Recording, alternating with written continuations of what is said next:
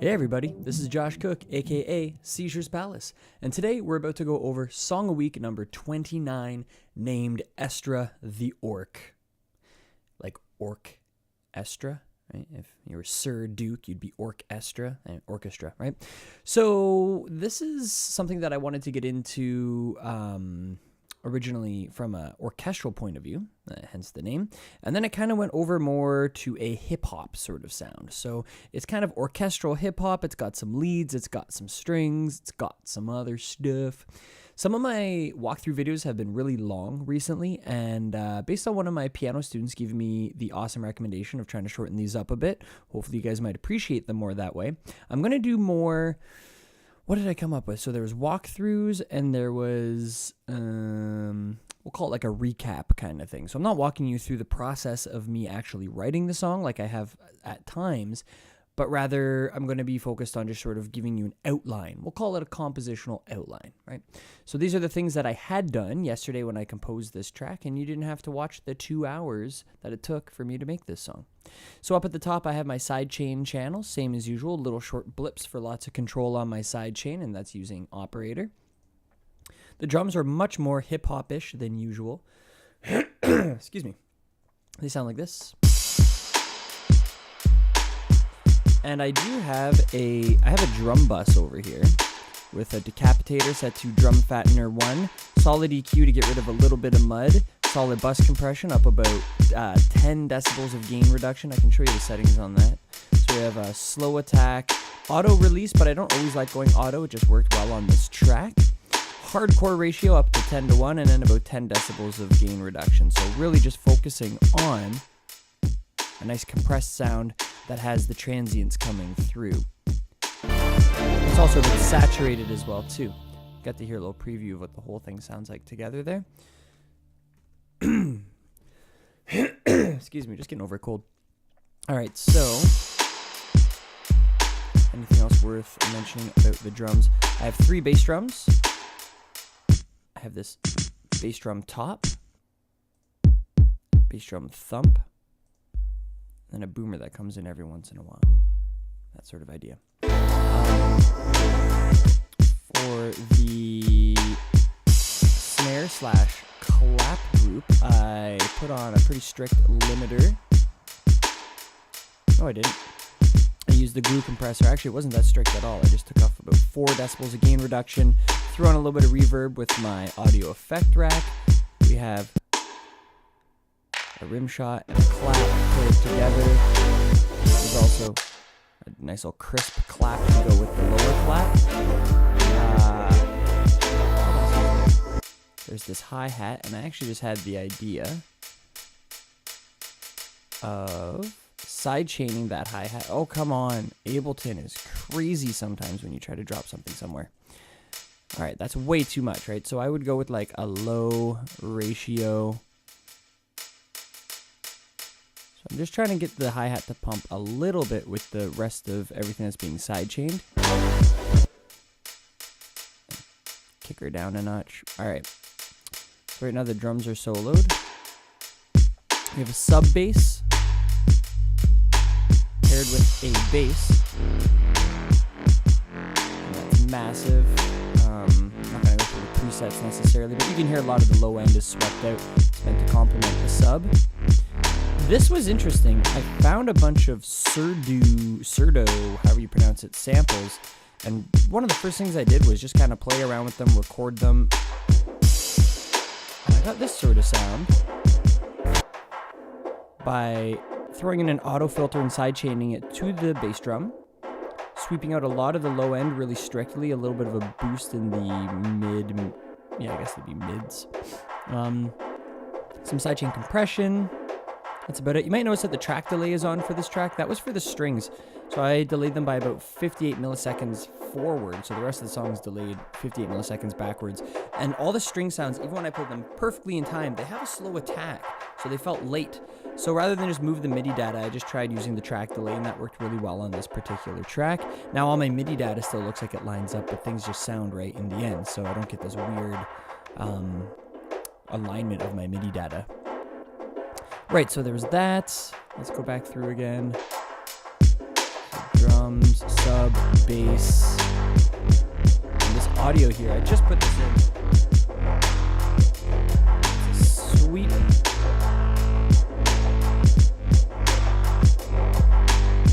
And now it's all color-coded and fun and fancy. Next we have some strings. This is kind of where the track started, with action strings through contact. Some significant boost up around like 8-9 kilohertz, sweeping out a little bit of the sub frequencies, some gentle boost in around the mids, but also some strict cuts where there was some rings and annoying frequencies. By the way, you might notice over here I'm reducing the overall volume. It's mastered quite loud, actually. If you, I won't bother showing you the full volume. You'll get to hear the original track. If you look in the description, it'll lead you there. I've been doing this recently just to try to level out the vocals a little bit for you guys. If I run them through Ableton, I end up getting some weird delays and stuff. So, yeah, that's how I ended up. I'm going to be doing it moving forward. Next, we have, these pads are probably one of my favorite parts of the track.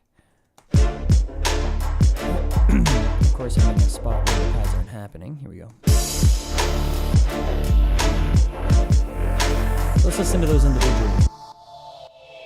This is just really sweepy and really phasey with tons of sidechain compression. This one is a similar sound, a little bit brighter, and there's not much sustain to it. So we get this like smooth organ behind it, but this. So there's three things happening: the smooth organ, the percussive attack, and then the sweep that happens afterwards. And you can even see the sweep in the E key here, starting right up at like 20 kilohertz, as high as it can go, sweeping down to about like 3K or so. And then also there's a brass part that I played. This started with me just playing a melody and then duplicating it down an octave, and then filling out most of the harmony is just fifths, or tritones or fourths or whatever. Basically not thirds or sixths. So fourths and fifths mostly as the harmony, and then we ended up getting a part that sounds like this.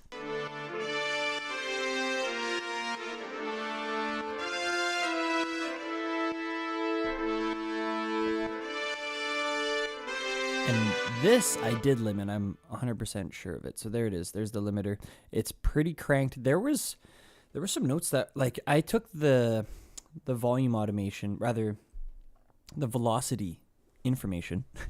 And for those of you that don't know what velocity information is, it's basically the volumes that you get in MIDI data down here. You can see a lot of this stuff is just pinned. Unless it needs a lot of expression, I'm just pinning it straight up. And one thing you can do is you can pin everything up to the top, and then you can drag it down if you want, and it's all going to be uniform. They're all going to be the same volume. So what I did with the brass was I kept all the expression, but I narrowed the range. So what I'll do is, I wish there was what's a good example?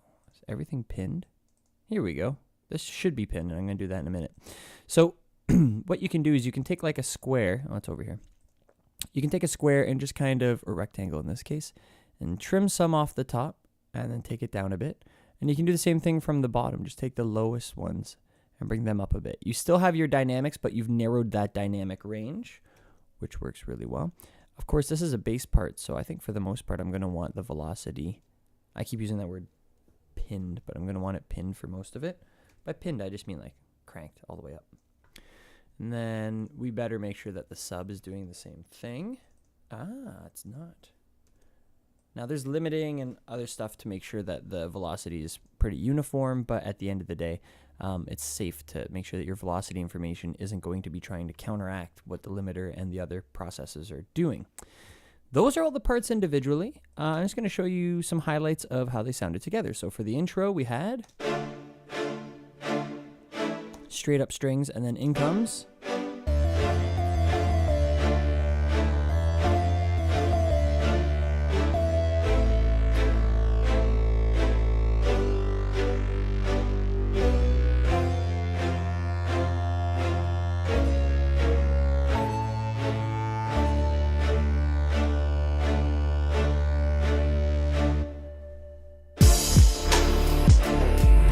distracted by a cat. So you got the little intro there. It kicks into this. I don't know about you guys, but I really think that this sort of stuff just, like, listen without that. It just needs those high frequencies, and it's so pumpy. It just has that hip hop sort of over-compressed feel in terms of the side chain. Cue in the horns. Got a pretty good spectrum going on here. I like everything pretty flat in around the mids and high mids, and then things taper off at the bottom, at the top end, and then they also ramp up at the bottom end. I like to hit close to around -6. I like to keep the mids around -42, so following like the lines over. And then, again, like a little sort of gradual fall down. You can see the average of everything, too. And this is following something similar to the Fletcher-Munson curve. Seems like there's a bit of overactivity in around 700 hertz. But as I got watching the Spectrum EQ on tracks by guys like Zomboy, Savant, Madian, I noticed there was tons of action happening up around here, and that's probably especially in club music where you want to really try to get rid of some of that muddiness that's happening around here.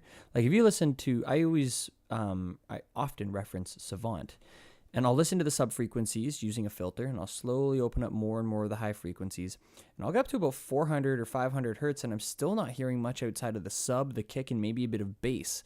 So he's really strict about keeping a lot of his melodic and harmonic content up to the mids or higher kind of thing. Definitely not lower than the mids in most of his songs anyway. So that's something you can do, is if there's an artist that you really like and you're wondering how he or she EQs, bring in a Spectrum EQ and watch what they're doing too. Like, yes, listening is fantastic, but we can't always trust our ears, especially as new producers. We can't always trust our system, especially if you don't have the best speakers, and you can't always trust your room if you haven't done a lot of room treatment. And that's the case that I'm in right now. Is my next step is to treat the room a little bit better that I'm mixing in. That all said, I do like to trust my eyes from time to time. People be like, use your ears. It's like, well, you have more than one sense. So use your ears, use your eyes. If I could smell a track and smell a different track and get my track closer to the smell of another track, I would probably do that. So long story short, Spectrum EQ, really great to see what's going on with someone else's track. And in this case, again, I sort of emulated the idea of having a lot of activity around those mids. In terms of returns, I have some short drum reverb. It's not really for the drums, so in this case it's for the strings. And then a medium verb, a little bit longer, for the brass to put them a little more in the distance, although I tapered that down quite a bit. If you listen, the string reverb is much louder. So I wanted to put the horns in the distance, or at least the sound of the reverb of the horns in the distance, but kind of keep them close enough that they still have that brightness and clarity.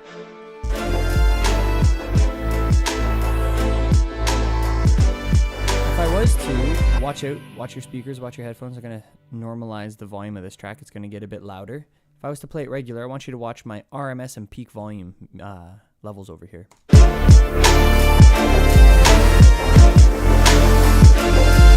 sitting at about like -4 dB, and that's all done with Ozone. I'll quickly show you guys how I mastered this track. So some low end boost, a little bit of a reduction around 550 hertz or so, little boost up around 6K, sometimes 3K works, sometimes 4 or 5, sometimes 6. I don't go lower or higher than that normally if I'm going to put a presence boost.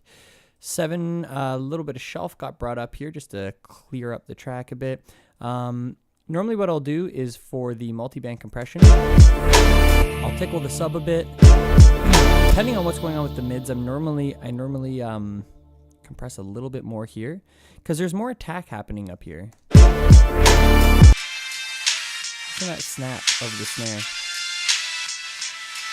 So I want to keep a lot of that punchiness in the mix. So I do want to control it, but at the same time I want to keep the punch.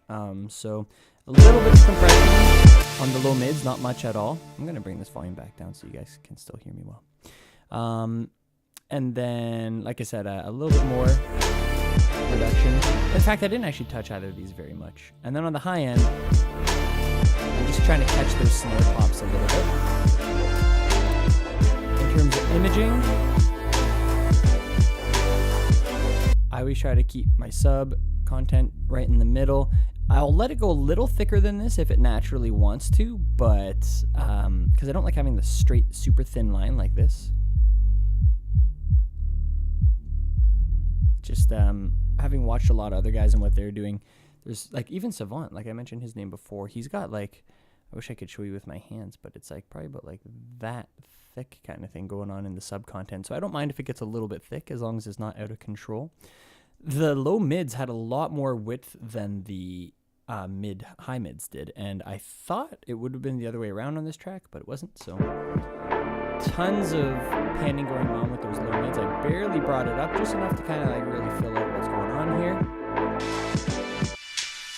High mids, the reverb's doing pretty nice, but most of it's pretty centralized. Like it's not mono by any means, but it's not super stereo. Like the reverb isn't going right out to the edges here.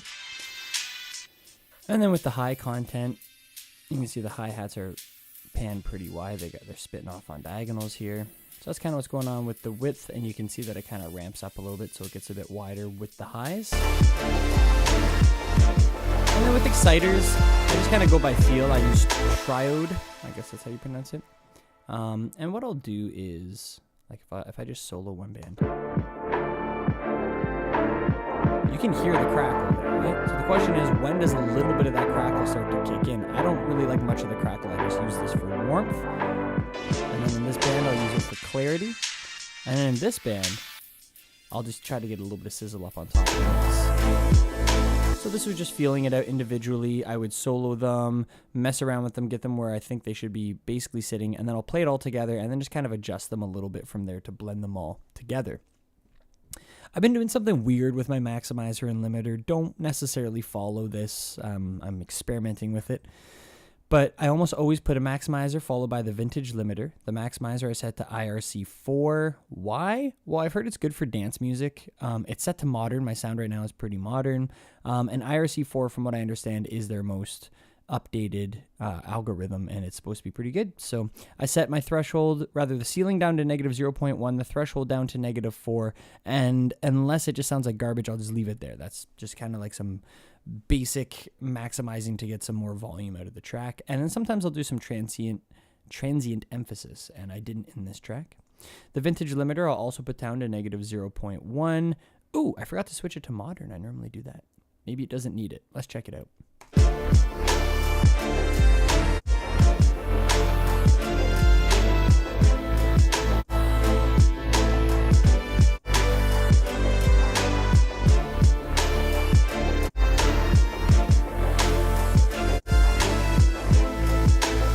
I actually like analog the most, and I haven't used that on a track yet. It's probably just the fact that it's a hip-hop track and it sounds pretty good that way. And then you can mess around with the character and stuff a little bit, but notice I'm not limiting a whole lot. And that's partially because the maximizer is limiting things a little bit ahead of time, so the peaks aren't quite as intense. But if I bring this back up, again, watch your volume, if I bring this back up, my RMS, my lime green meter, is at about negative 4, and that's where a lot of pro tracks are currently with the loudness wars. I know they're dying out and all that stuff, but that's around where a lot of people set the volume of their track. Someone like Savant can get up to like negative 3, still with tons of clarity and punch. And again, I think that's from really just sweeping out a lot of those muddy frequencies in around 300 hertz. So I actually tweaked up a couple things as we were going through this. I think I got through everything that I wanted to talk about for today. That's it. How are we doing? 18 minutes? Not bad compared to like the 55-minute video last time, or hour 7, I think. Anyway, one more time, my name is Josh Cook, aka Seizures Palace. Thank you so much for watching, guys. Hopefully you got something out of this. Hopefully you enjoy the track. Do feel free to, as I mentioned before, check out the description below. There's going to be a link to the full track. You can check it out there. You can check it out on my SoundCloud. Don't forget to like, comment, subscribe. Subscribe on YouTube or follow me on SoundCloud. And yeah, hopefully you guys have a great day. You know I'll be back next week with another track.